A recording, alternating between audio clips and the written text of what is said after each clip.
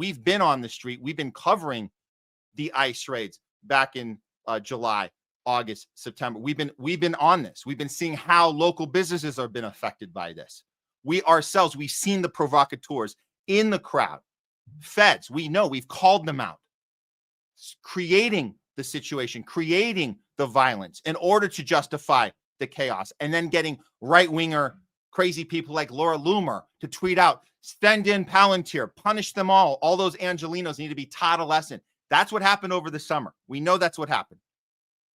So when we see opportunities to see people fighting back against this, this is important. However, by whatever means, what does that look like? Legally, can we do that? Well, we did see one story of somebody actually fighting back on this because of a personal situation. This is a story we saw TRT cover. I'm going to play you a little clip of it, and I'm going to tell you what's happening with this, and then we'll be bringing in our guest here. This is from TRT, which aired just a week ago. Here we go. This tense encounter with federal agents still leaves Brian Gavidia rattled because despite repeatedly telling them he was a U.S. citizen, they didn't believe him. I'm scared because at the end of the day, I told them I'm American. I stated I'm American many times. They didn't care. If I didn't have my ID, what would have happened to me? I don't know. There's people that have been gone missing for days. I could have been just like them. Gavidia has joined a lawsuit accusing federal agents of blatant racial profiling. But the Supreme Court halted the case, clearing the way for agents to stop people on appearance or language. The 29-year-old Los Angeles resident, whose parents are from Mexico, now says he regrets voting for Donald Trump. He said, yeah, let's make America great. I was for that. I wanted a better country. I wanted a strong nation, but I didn't want this. I didn't want democracy to die. I didn't want racial profiling to be a thing, especially now being allowed in the courts and the Supreme Courts. I would have never foreseen this. That's disgusting. Workers' unions, civil rights attorneys, and Los Angeles Mayor Karen Bass have condemned the ruling, warning it could erode trust in law enforcement and fuel more demonstrations across Los Angeles, the nation's second largest city where nearly half of residents are Latino. So following up on that story, we see, and this is from The Guardian, I will not stay quiet. LA man swept up in Trump ICE dragnet on why he's suing. Brian Gavidia can't sleep. It's been 3 months since federal immigration agents accosted him, twisting his arm, pushing him into a metal fence outside a LA tow yard as he tried to tell them he's a U.S. citizen. Now he frequently finds himself awake late in the night wondering, are they coming for me? Gavidia, 29, is a plaintiff in a major lawsuit filed by the ACLU and immigrant advocacy groups accusing Trump's administration of blatant racial profiling in operations in LA as part of the president's mass deportation campaign. Gavidia felt some relief in July when a judge found that federal agents were stopping people based on their race, language, or job and ordered the government to halt its indiscriminate raids. But this week, the U.S. Supreme Court's conservative majority lifted those restrictions, allowing federal agents to stop people if they appear Latino or speak Spanish, in a decision that immigration advocates warn has effectively legalized racial profiling. This news was a huge blow to Gavidia. They didn't hear our pleas. They disregarded humanity. They disregarded the people, he said. We fought for these rights many years ago, and apparently we're going back in time. It is not okay. Racial profiling is not okay. Let's go ahead and bring into the studio now. We have Brian Gavidia himself. Welcome to the show, Brian. First, I want to start out by saying thank you for allowing me, a voice in your platform, and I really appreciate, the invite being here. And on June 12th, man, I was in my tow yard just fixing some of my vehicles, getting ready for sale, and I was told that ICE agent is outside of my building. Out of simple curiosity, I decided to step outside, which was my mistake. Apparently, I stepped outside to see if there was any actual agents present in the business. As soon as I stepped outside, I see an ICE agent step out in between two vehicles. I didn't know at this time they were in the yard, beating up my friend, essentially, Javier Ramirez. At this time, he was getting beat up, and I didn't know that at the time as I'm walking out. As soon as I see an ICE agent, I turn around instantly to pretty much walk back into the yard. when I was told by an ICE agent, stop right there. So I'm a law-abiding citizen. I stop right there. When authority tells you to stop, you stop. But what happened after that was pretty much the worst day of my life. At the end of the day, I was racial profiled. I was told to stop. I pleaded to them many times that I was an American citizen. He still grabbed me and he still pushed me to the wall. He didn't care. Wow. So in that situation, did you feel like, so you did, obviously you followed everything they said, and they still had predetermined they were going to do this to you. And you were something about, if you didn't have your license, how much worse do you think it would have been if you didn't have your ID? I think I was at a point to almost die because I was pointed a military style rifle to my face because I didn't know what hospital I was born in.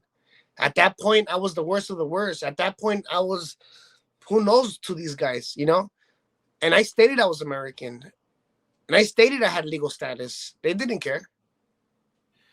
So I guess this has been quite a obviously turmoil to your life, and it's probably very traumatic. You're dealing with this now, but you also were able to get on part of a legal advisory or legal team, and there's an actual case in the works that you're part of. Can you tell us a little bit about that part? Yeah. So I joined the ACLU, and we're fighting back right now. Our goal is for the government to follow the law. That's one thing I told them. They asked me, what do you want from this?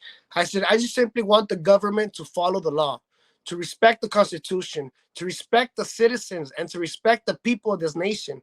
That's what I want. It's not that hard. It's not a hard plea. It's a constitutional right that we're all given, regardless of our status. We all have constitutional protections, and that's what I'm fighting for. I'm fighting for the government to follow the law. Now, we've seen the Trump administration double down and deflect against any story like this. And you're not the only one. Believe me, guys, you guys watching, we didn't have to look hard to find Brian. This is happening in all the major cities right now. We know personally here because we've seen it happen to other people. And again, it's a horrible situation, but it's not unique to you. They're talking back and telling the public that this is not the case. They're not ICE is not racial profiling anyone. They're following the law, and that anybody making that up is adding to the problem. That's what they're saying about you. What message does this sound to you? I mean, obviously this is not something they're slopping through. This is by design. This is my assessment. What do you think? Why are they able to get away with that type of rhetoric and deflection? And I think that's where the problem started. At the end of the day, they said it was going to be the worst of the worst. And even today, when they say, "Oh, we caught this many criminals," they say we caught the worst of the worst. So even today, they're still believing their own lies. Of course, the people that are still on that side, the MAGA, of course, they're still saying, "Oh yeah, we're doing the good thing because we're taking out the worst of the worst." But who are they taking? They're taking American citizens. They're taking our day laborers. They're taking our farm workers. So in reality, we're the worst of the worst. Are we the worst of the worst? Is that what he really meant? That's what confuses me. And that's what confuses everybody right now. Yeah. I think a lot of people are confused. And like you said, if this is Los Angelinos, I mean, obviously there's a major, Latin, population here, but it's not all just the Latin population that is affected. Our friends, our family, our coworkers, small businesses, they're scared to do what you did. I mean, you got out in the street, you walked out there because you weren't afraid, because you were like, why should I be afraid? I'm an American citizen. And then you're like, they don't care about that. And so this is the message being sent to everyone here. And that's why there's a lot of people staying home and businesses are suffering. So we're seeing that on our end. Can I ask you this? Because I don't know if our viewers probably need to know, this is an important detail, but we hear like you started as a Trump supporter. Can you tell us about that process for you and how that shifted? And because I think that part is very important in this story. I would love to, I would love to. And I guess I was wrong. And I'm open to saying that, I had my business, during Trump's times. I had my business during Joe Biden's times. And during Joe Biden's times, I just seen a lot of my friends close down their businesses. I own a small dealer myself. So I seen a lot of my friends closing down their businesses, and that made me sad. It made me disgusted. These guys have been in business for many years. A lot of them even taught me how to stay in business, and to see them, close down their businesses, that was heartbreaking. I did it in hopes to fix the economy. I did it in hopes to continue staying in business, but isn't it so funny how I did this in hopes to better the economy, and yet I feel worse than ever. Yeah, I closed down my business officially. Yeah, a lot of my friends officially closed down their businesses. So in reality, we just shot ourselves in the foot. You know, we were already doing bad, and now we're doing worse because a lot of our customers are Latinos. But he never said we're going after everyday Latinos. He said we're going after the worst of the worst. That's why I felt lied to. I did feel manipulated, and it's just sad. It's sad because at the end of the day, we're not allowed to operate business. If you look at the streets, they're lonely. Yeah. I live in Los Angeles, East LA to be exact, and the streets are lonely. People are scared. Yeah. The economy is even worse right now, and it's disgusting. You know, I get people shaming me right now. Like if you read the comments, everyone is going against me because of the way I voted. But it's just so difficult to really understand. Like for example, Kamala Harris was going to do a better job. She was in there for 4 years, and I felt worse. I felt worse than ever. And then all of a sudden, she's going to come at me and tell me she's going to make America great. How? You were just there for 4 years. You know, I'm gonna tell you, Brian, we deal with the same stuff here and we're also in the LA community. We're more on the west side, but we experience the same pushback. And I'm gonna tell you, it's worse because what a lot of us did, and it's a very small group of us, but we voted third party. We didn't vote for either of them, and we still got shit on by people saying a vote not for Kamala was a vote for Trump. And so, regardless of how you look at it, there's people coming at you for not doing the thing they wanted. I want you to know we support you because what you went through, there's no shame in what you went through. Make no mistake, a vote against Kamala, whether it was for Trump or a third party, or if you decided to stay the hell home, was a vote to punish the party that was in charge at the time, because the party in charge at the time effed up. And they screwed a lot of people over. And if I were you, I would stand behind that sentiment and say, we need to give this other guy a chance. That's what you decided. We decided just to not vote for either. But either way you look at it, you should not be, and nobody out there should be shamed for not voting for Kamala. The person you just said, I agree with. She was there for 4 years, and look what she did. There's a list a mile long of stuff we hold her accountable for and Biden accountable for. So make no mistake, there's no regret for not getting on board Team Blue as far as we're concerned. But to have it do again, I'll ask you this: to have it to go again, what would you do if you could go back to November and go back in the voting booth? It's even difficult because what options were we given? And I feel the same way going into these new elections. What options do we have? Who are the people that are, standing up and trying to be our leaders? Are they the right leaders? Are they the ones that are really going to take us out of this mess? Like, I feel like they're opportunists. I feel they're taking advantage of us, and they're using this time to say, I'm for you. But where were you before? Yeah. That's my question. Where were you before? Yeah. Like, don't just stand up now. Don't just use this as a political, stunt to push your agenda further. Like, that's what I'm sick and tired of. And I think that's what the people are sick and tired of. Like, we're playing the same game that we just played in the last elections. It's the same thing. You give me shit and another option is shit, but one has Febreze on it. Yeah. No, that's it. That's exactly true. And we do this, and we say the same thing about our foreign policy. One party just sends the Republicans just send the bombs to the countries to blow up and murder people. The Democrats send the same bombs, but on the bombs, they have little rainbow flags and Black Lives Matter. So that's supposed to make us feel better about it. But like it's the same thing. You just put a little mask on the front. Same thing. They're all wolves. Some of them in sheep clothing, but what's the damn difference? They're still a wolf. So I think we aligning on that. Maybe this is an opportunity. And again, I think what you've been through is absolutely horrible. It's not unique. There's a lot of people in your situation right now, but I urge you and others not to feel that regret. Feel the opportunity right now to take this opportunity to say enough, and we can find a way to align with others that are also sick and tired of the two-party duopoly that has been tricking us all into our little camps for our whole lives. Maybe this is the time. Do you see that maybe there's a silver lining here with that sentiment as far as progressing in an area that's not tied to these two parties? And I stated this not too long ago. It's we the people, not we the Democrats, not we the Republicans. It's we the people. Right now, we need to unite and stand strong for our nation, for our people, for our citizens. At the end of the day, we are the ones that have to stand up, and we are the ones that have to show out and tell them this is not okay. This is not right. You know, under the Constitution, it is not okay. So we need to stand up, and we need to stop, you know, saying Democrat, Republican. We're the people. We're Americans, and we're proud Americans, and we need to fix this country. And if we must stand up, then we must stand up. Whatever it takes to fix this nation and to save this nation. Because I believe everything right now is under threat. You know, our freedom of speech, everything you can think of is under threat right now. Yeah. We need to stand up. Certainly.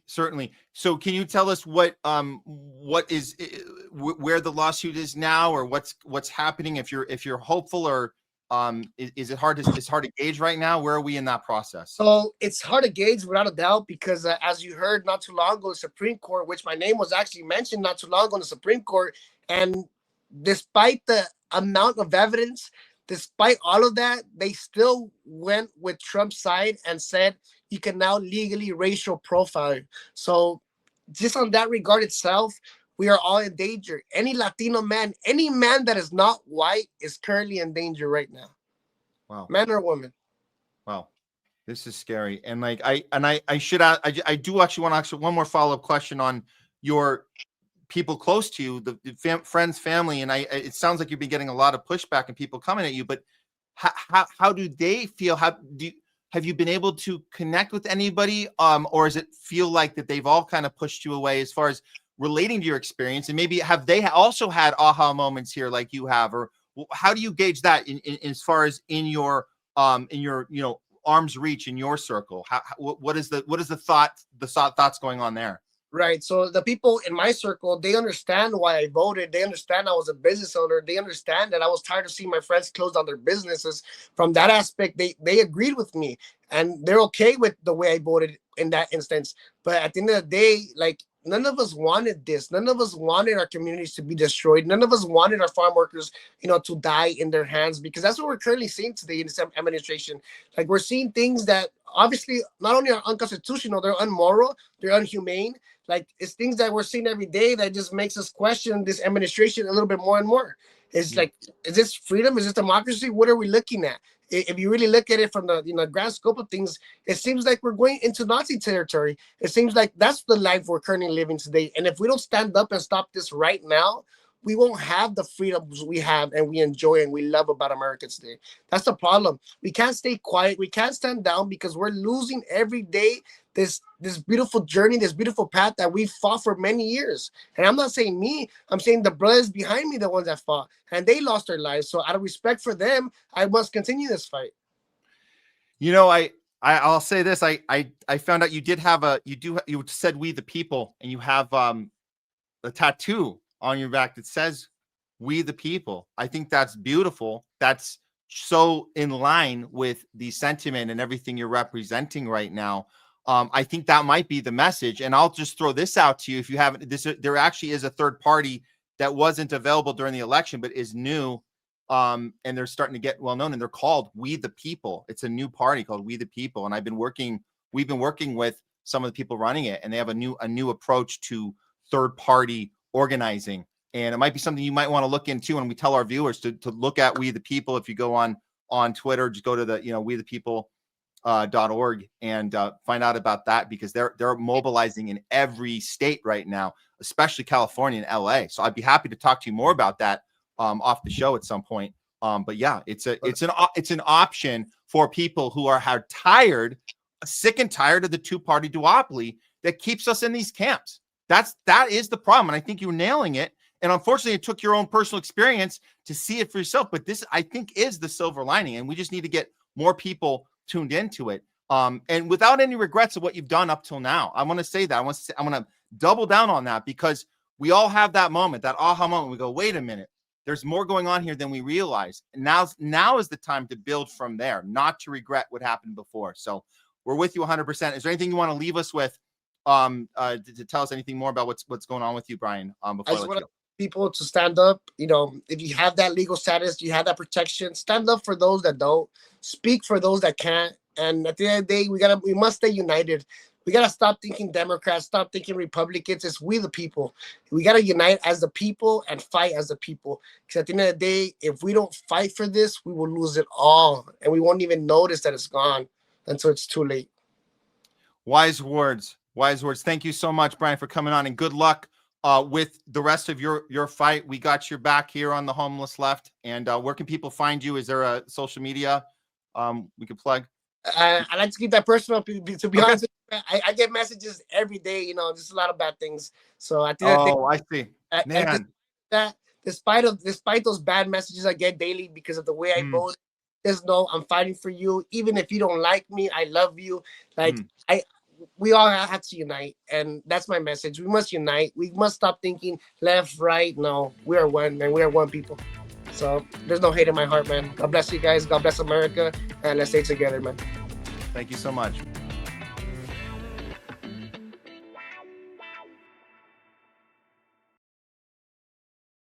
Okay, let me take a moment to introduce you to our good friends over at World Harvest Food Bank right here in LA. World Harvest has been serving families across Los Angeles for 18 years now, and they started with this simple idea. Everyone deserves access to healthy, affordable food no matter what they're going through. With their Cart with a Heart program, families can walk away with a full cart of groceries, fresh produce, dairy, meat, and pantry supplies for just a $50 contribution. That's for the entire cart. That same cart would cost over $300 at a typical grocery store. At World Harvest, everyone is welcome. They don't ask for income verification, ID, or any paperwork. No. Basically, their doors are open to anyone who's doing their best, but just needs a little extra push to get by. If you're an Angelino like me, you know the times have been tough here. First with all the union strikes, the LA fires, and now the ICE raids going on. It seems like we're living in a constant state of uncertainty. And that's why it's so important to support local charities like World Harvest, because they aren't just helping the community. They're an essential function in its very survival. World Harvest is located at Venice and Arlington. And right now, you can use our special discount code THL20 for 20% off your contribution amount at checkout. And if you're not in the LA area, you can still help out with a $50 donation, which will provide a full cart of food for a family by going to worldharvestfoodbank.org or scan the QR code for more info. Or you can just spread the word. Follow them online. Let people know they're here for them, because at the end of the day, it's about providing choice, access, and relief without barriers. World Harvest Food Bank. End hunger now.